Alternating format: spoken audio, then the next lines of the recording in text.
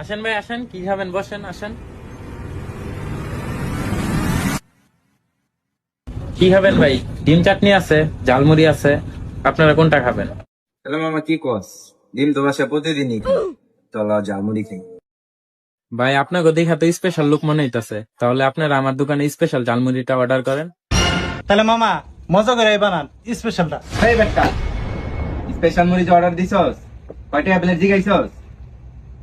এই রে কম টাকা ব্যাপার না। যদি বেশি হয় বুঝলেন মামা, আমার স্পেশাল মুড়ি আজকে খায়া যান। একদিন খাইবেন তো প্রতিদিনই আইবেন। এই যে মামা স্পেশাল মশলা, এই যে মামা ধনিয়ার গুঁড়া, এই দেখেন মামা আমার নিজের হাতের বানানি মশলা। এখন দেবো মামা ঝাঁকা নাকা।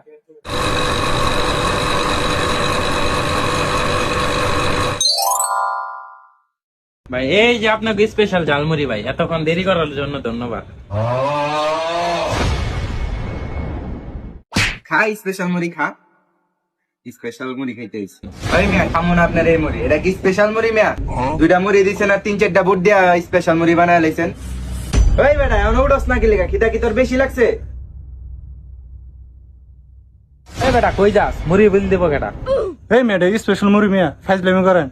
ওই ভাই মুড়ি খান বা না খান, মুড়ি বিল দিয়া যাইতে হইব, বুঝেন নাই?